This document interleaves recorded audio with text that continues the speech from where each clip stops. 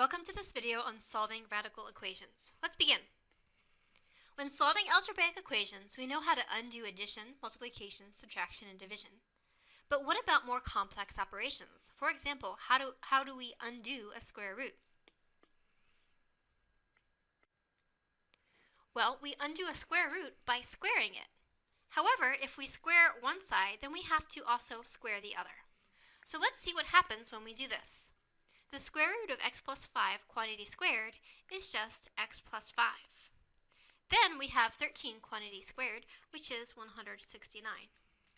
To solve this, now we have a simple linear equation, so we can simply subtract 5 from both sides, and we get that x is equal to 164. Anytime we solve an equation containing an even root, we have to check for what are called extraneous solutions. Extraneous solutions are solutions that, when we plug them back into the original equation, turn out not to be true. So let's do that with the previous problem. So the original equation, as you can see, was the square root of x plus 5 equals 13.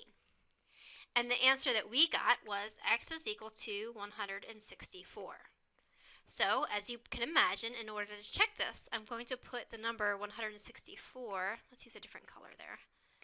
We're going to put the number 164 in place of x in the equation. So 164 plus 5, of course, is 169, and the square root of 169 is 13. So in this case, 164 is a valid solution. It is not what we call an extraneous solution. So we have checked it and everything is good. Okay, this section is a little bit different because if you just do this, let's pretend this is on a test or a quiz, and I just did that work and I didn't check myself, right? I didn't check that answer for extraneous solutions. I'd only get half credit. Okay, it sounds crazy, it sounds ridiculous, but it's true. So part of your points are coming from doing the actual problem. The other half are from checking and validating your answer or answers and making sure none of them are extraneous. In other words, none of them are untrue. So why do extraneous solutions exist anyways? The reason extraneous solutions exist is because as soon as I square something or raise it to any even power, I lose information. Let's see what we mean by that. So for example, let's say I take 4 and I square it. Well, 4 squared is 16, isn't it? But guess what? Negative 4 squared is also 16. So as soon as I square that 4, right, I've lost the information. I don't know if I started with this positive 4 in order to get to the 16, or if I started with a negative number. That information is lost because I raised it to an even power. The same is true if I raise something to the 4th power. So for example, 2 to the 4th power is 16, but negative 2 to the 4th power is also positive 16. Again, once I raise anything to any even power, I lose information. I'm not sure if I started with a positive number or a negative number. So because of that, we always have to check for extraneous solutions. Let's look at this next example. So we have the square root of 2x minus 5 equals negative 7. So let's look at the steps over here. The first thing is to isolate the radical expression. Notice that's already been done for us. Then we are going to square, in this case, both sides. So I'm going to square this side and I'm going to square this side. So I get 2x minus 5 equals 49. Now I can move down to the third step, which is to simply solve for x. So I have plus 5 plus 5. So we have 2x is equal to 54. And dividing by 2, we find out that x is equal to 27. So again, these problems are a little bit different than normal because if we don't take the time to check ourselves, check for extraneous solutions, we will lose points. Okay, so let's go ahead and check. Alright, so square root of 2x minus 5 equals negative 7. So in place of x, I'm going to write 27 because that's what we got for x. Okay, so 2 times 27 is 54. So then we have the square root of 54 minus 5 equals negative 7, or the square root of 49 equals negative 7. But look, the square root of 49 is really positive 7. So this is not true. So what do we write? We say that there is no solution, because we found one solution, but it is an extraneous solution. So our final answer, keeping in mind that you still would need to show all this work. If you just had the question and then you wrote no solution, you're not going to get points. You got to show your work, unfortunately. So we find out that, again, 27 is an extraneous solution. So really there are not any real solutions to this problem. All right, let's do another example. So this time we don't have a square root. This time we have the fourth root. So since we have a fourth root, guess what that means? That means we have to raise everything to the fourth power to get rid of it. 4. Okay, so going over to our list, we already isolated our radical expression. It was already isolated for us. We don't need to square both sides, but rather raise them to the fourth power. So we did that. We got rid of the radical. So we have 3x plus 6 equals 81. Okay, if you're going to type in negative 3 to the fourth power into your calculator, do not type in negative 3 to the fourth power. No, that is not what we have. What we have is parentheses negative 3 to the fourth power. Okay, or the quantity of negative 3 raised to the fourth power. Okay, so it should be positive, not negative. All right, so again, we have a two-step linear equation over here that we can solve. So we have 3x is equal to 75, divided by 3, divided by 3. We get x is equal to 25. Okay, but notice this all-important fourth step, right? This is where our points come from, at least some of them. We have to check for extraneous solutions. So we have the fourth root of 3x plus 6 is negative 3. So we have the fourth root of 3 times 25 plus 6 equals negative 3. So we have 75 plus 6. Okay, so we have the fourth root of 81. And again, that would be 3 is equal to negative 3. So since our answer did not work out, it is in fact an extraneous solution. So our final answer is that there is no solution to this problem. Okay, so let's look at example 4. What's different about this example? Do you notice that the radical expression hasn't been isolated for us yet? It has a plus x next to us. So first we have to subtract x from both sides in order to accomplish the first step, which is to isolate the radical expression. So we have the square root of 4x plus 1 is equal to 5 minus x. So that is the first step. You always have to do that. Okay. This time we do have a square root, so we will raise everything to the second power, like so. Okay. So on the left-hand side, we just have 4x plus 1. What do we have on the right-hand side? Take a minute and pause the video. See if you can figure it out. Well, a lot of people would just want to write 25 minus x squared. Did you say that? Well, unfortunately, what we have to do is we have to expand this. Remember, when you square something, you are writing it, it's that thing times itself. So what we're going to have to do is we're going to have to use FOIL. So 5 times 5 is 25. Then we have minus 5x. Oops. Minus 5x plus x squared. So let's put this all together. I'm going to put the x squared term first because it's easier for my brain to process it. So I have x squared minus 10x plus 25.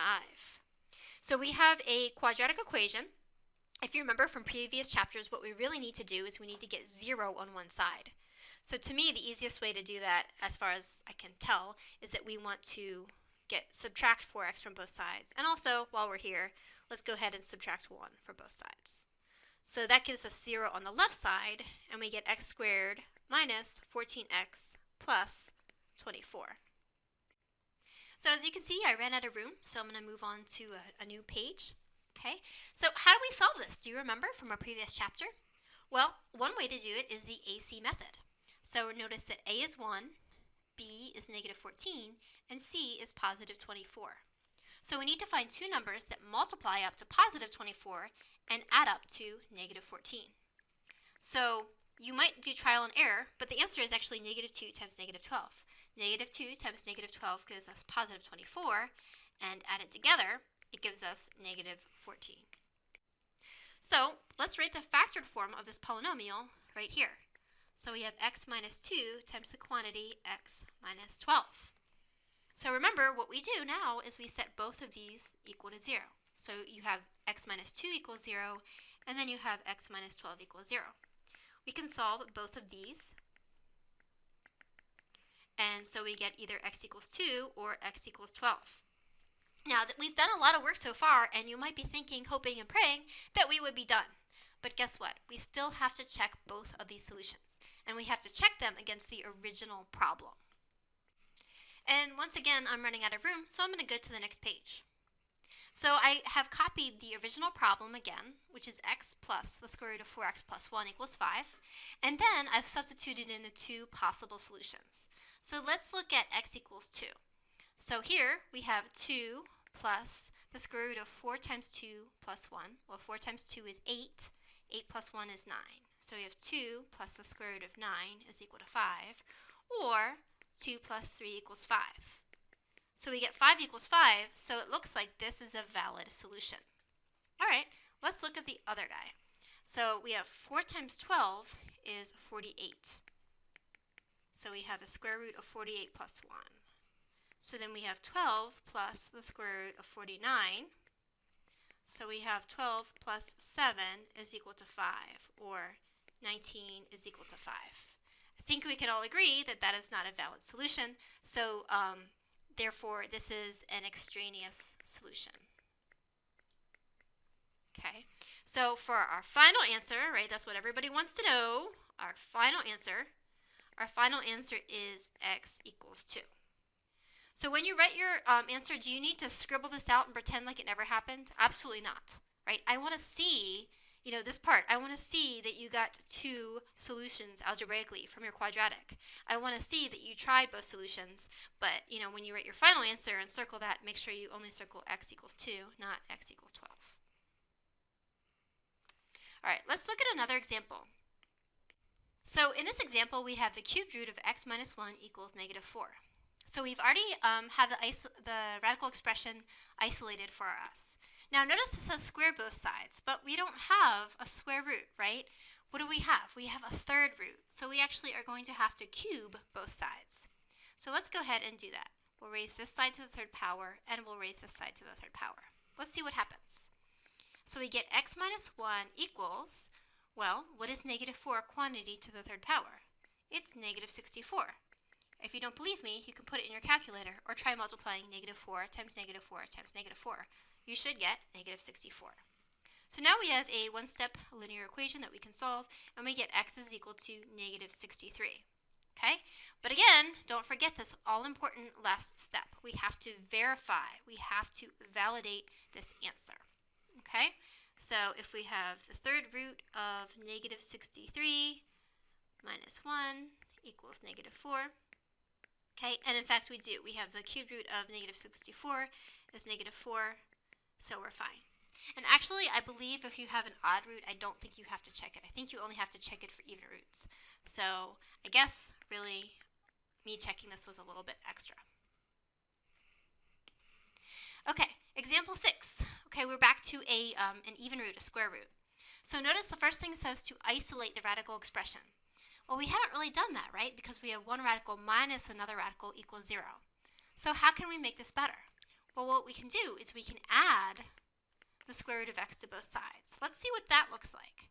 So we have the square root of 3x minus 8 equals the square root of x. Now let's see what happens when we square both sides of the equation.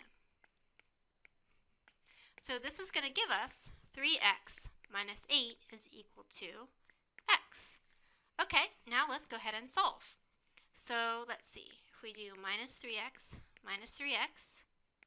then we have negative 8 equals negative 2x, because 1 minus 3 is negative 2. Then I'm going to divide both sides by negative 2, and I get x is equal to 4. So again, we are back to having an even root, not an odd root, so we really, really do have to check our solutions this time. Okay? So let's put 4 in there. So we have 3 times 4 minus 8 minus the square root of 4 equals 0. So we have 12 minus 8. So 12 minus 8, of course, is 4. So we have the square root of 4 minus the square root of 4 equals 0, or 0 equals 0. So everything checks out. There are no extraneous solutions, so the one solution that is valid is x equals 4. All right, let's look at example 7. This is very similar to our last example, right? The radical expressions are already isolated. There's one on each side. So we can take a minute and just square both sides in order to get rid of the radicals. Okay, so we get x plus 5 equals 2x minus 7. So I'm going to solve for x, which means I want to get x on one side of the equation, and I want to get everything else on the other side of the equation. Okay, so I get 12 is equal to x. Again, only one solution, but I guess before I circle it, I should probably take a minute and check my answer. So let's go ahead and check our answers. So we have the square root of 12 plus 5 equals 2 times 12. Sorry, the square root of 12 times 2 minus 7. So let's see, we have the square root of 17 is equal to the square root of 24 minus 7. And sure enough, we got 17. The square root of 17 equals the square root of 17. So it checks out, and x equals 12 is our answer. All right, let's do this last example. So again, remember this time we actually have a cubed root, so we don't need to check our answer for the odd roots. So we can, first we have to isolate the radical. Well, that's already been done for us, as you can see. So then we're going to just cube both sides. So we get x minus 2 is equal to negative 27.